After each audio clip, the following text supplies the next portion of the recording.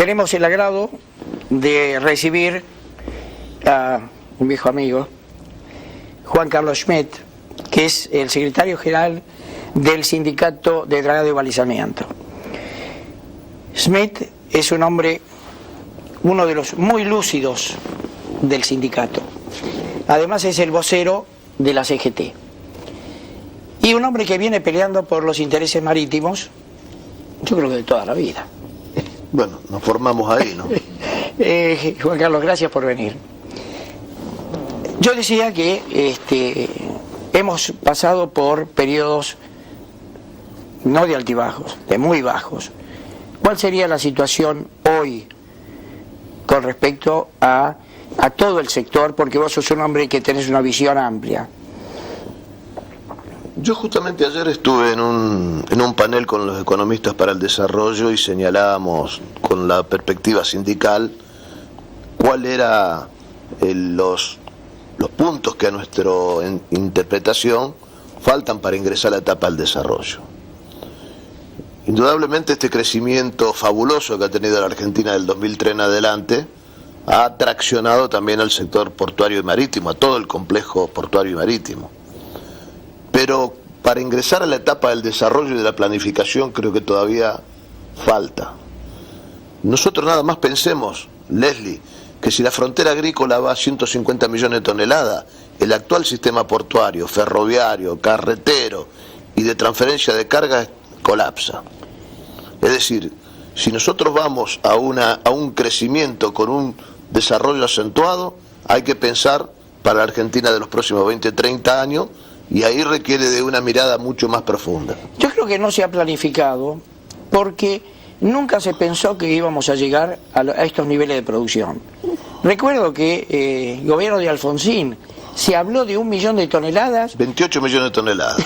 Y se decía, no, es imposible. Claro. ¿Cómo vamos a llegar a 1 millón de toneladas? Y nada se hizo previendo que sí podíamos llegar. Por eso, todo apunta a que vamos a crecer considerablemente. La hidrovía, cuando discutíamos la hidrovía por allá, por finales de los 80, principios de los 90, transitaban menos de 2 millones de toneladas. Hoy tenemos casi 18 millones y la proyección va en aumento. Entonces, digo, todo esto requiere de una mirada que todos sabemos que en el comercio mundial todo el mundo trata de adaptar las estructuras para los desafíos que vienen, en materia logística fundamentalmente. Desde tu punto de vista, que es un punto de vista sin ninguna duda de gran profesionalismo, ¿qué le faltaría a la hidrovía si es que le falta algo? En el sentido de la mano de obra sobre la hidrovía. La hidrovía existe. Sí, no, en varios aspectos. Estamos en este momento desde el plano nacional estamos teniendo muchos problemas. De hecho, hay viejos reclamos allí dentro. Algunos son de carácter gremial, pero otros son digamos, de planificación. Hay que recordar que la hidrovía es previa al Mercosur, con lo cual tiene otro encuadre jurídico, tiene otro tipo de acuerdos que no son los mismos que sí ha tenido el bloque regional. Y de repente allí han ido evolucionando normas de seguridad, la Organización Marítima Intergubernamental ha introducido otros tipos de estándar, hay una evolución en la tecnología de la navegación interior, y ahí falta una mayor coordinación y además falta un enfoque mucho más específico de la República Argentina sobre ese tema. Porque no es un problema que lo vamos a resolver entre los argentinos nada más, es una cuestión casi multilateral, ¿no? En donde intervienen varios. Bueno, de hecho, esta semana, primeros días de esta semana, creo que estuviste con Timmermans, el canciller, planteando justamente esta situación, ¿no? Antes habíamos estado con Tayana. Llegamos en algún momento a tener una mesa donde estaba sentado Tomada como ministro de Trabajo, Julio De Vido como planificación, Echegaray por la FIP y también la Cancillería con Tayana. Y no tuvo el impulso ni se le prestó la energía suficiente para ir aterrizando estos temas. Muchos de los problemas son intra-argentinos, no son de afuera. Y por supuesto hay problemas con los paraguayos, con Uruguay, hay problemas de intereses, de complementación, pero eso requiere de que tengamos una cancha mucho más amplia y mucho más permanente para ir resolviendo estos temas. Juan Carlos, ¿y de capacitación? Bueno, Bueno, nosotros, me parece que el personal de la Marina Mercante Argentina, visto con los estándares de lo que está alrededor, tiene un nivel de capacitación mucho más específico y más alto que el resto, ¿no? Bueno, ese es uno de los problemas.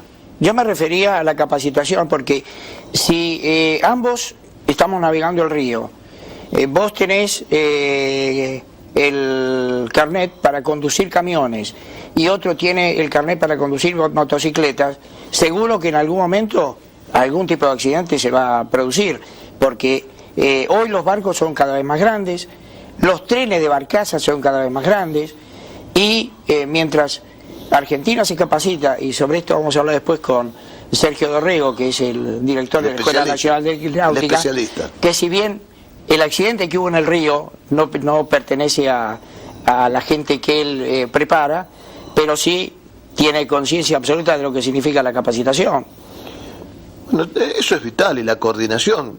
El lugar donde se produce la colisión es en el río Paraguay. En el río Paraguay no hay balizamiento, hay simplemente una coordinación que se hace sobre usos y costumbres en los cruces de todos esos lugares. Eso por un lado.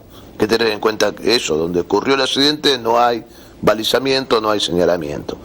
Lo segundo, que me parece a mí, alrededor de la capacitación, digo, tiene que haber una coordinación.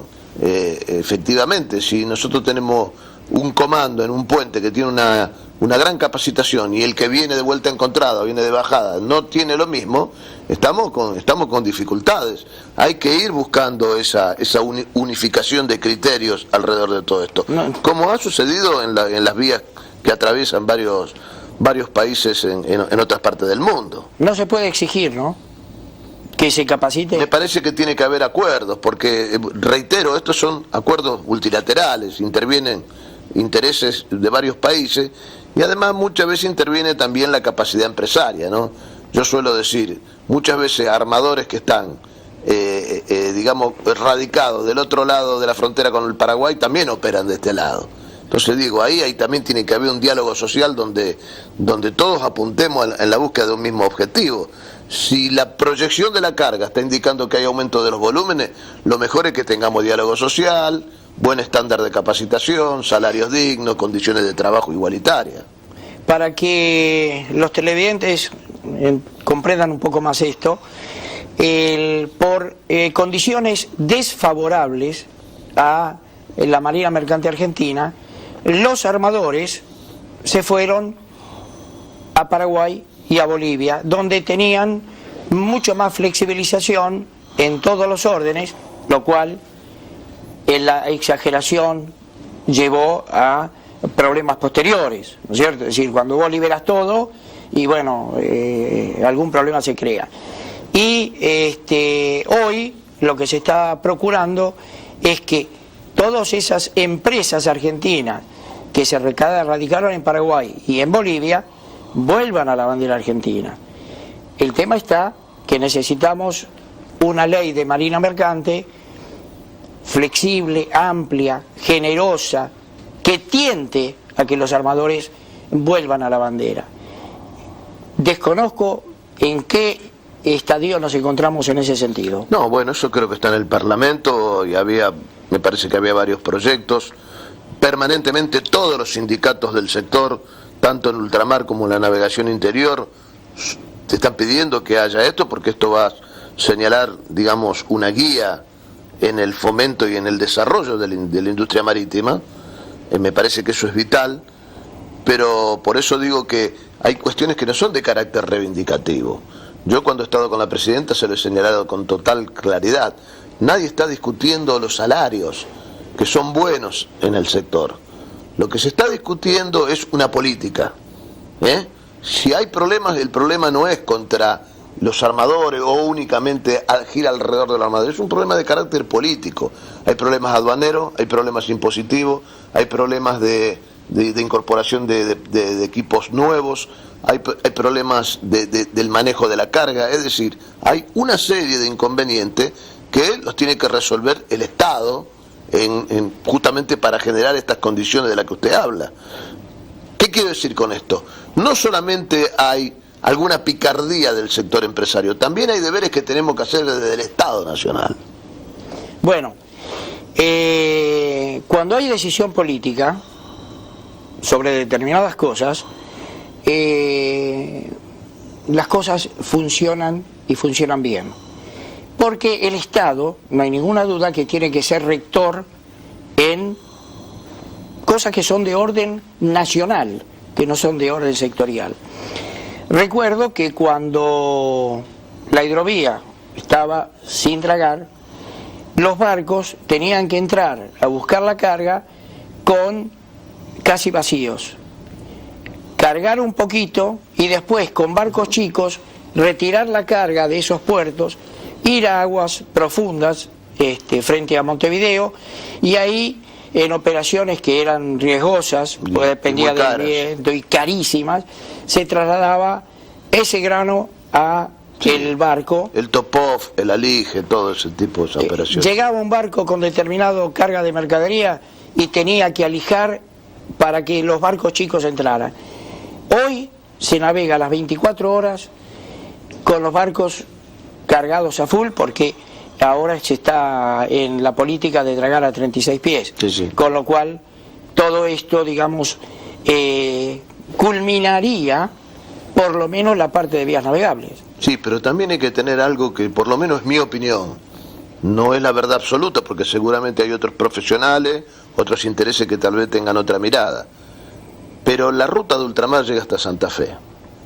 Desde allí, agua arriba, es una ruta de navegación interior, fluvial. Nosotros no podemos pretender de que por allí bajen convoyes con cualquier dimensión, con cualquier manga, porque es una vía de navegación fluvial. Correcto. Y hay muchos problemas, y yo escucho muchas voces en el sector que requieren casi un tratamiento del ancho de solera y de todo, como si fuera una ruta de ultramar. Y no lo es. Es la opinión de gente que trabaja en la construcción del camino. El canal lo hacemos nosotros y lo señalizamos nosotros. Y nosotros sabemos de qué está hablando. Si usted supiera la cantidad de abordajes que hay contra el puente General Belgrano, contra los puentes que cruzan, producto de los empujes en las maniobras y todo esto. No digo, tenemos que tener una... yo sé que hay normas que por eso decía que esto es previo al Mercosur, hay normas que establecieron las esloras máximas y todo lo demás, pero eso no quiere decir que no se pueda revisar, porque digo, desde el punto de vista sindical yo digo, bueno, que hagan una ecuación, en la ecuación económica, y que sí que, porque esto es lo que me dijo la presidenta a mí cuando le reclamé por el tema del impuesto a la ganancia por los altos salarios, que tomen más gente en mí, me digo, bueno, yo de alguna manera haciéndome eco de lo que dice la presidenta, que pongan más empuje y más revolcadores, que no traigan que el tren no sea tan grande.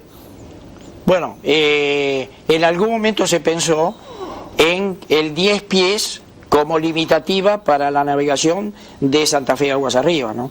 Sí, claro. Y para el gobierno de ustedes, cuando hablamos de vías navegables, hablamos de lo que es autopistas, lo que hace vialidad y se ve. Ellos hacen exactamente lo mismo debajo del agua y no se ve. Y por eso que nadie habla de estos temas. Lo que no se ve no existe. Juan Carlos, gracias por venir. Muchas gracias. Sé que estás sumamente comprometido, así que doblemente agradecido por tu molestia hasta este programa. Muchas gracias por esta oportunidad. Gracias. Vamos a un corte y enseguida volvemos.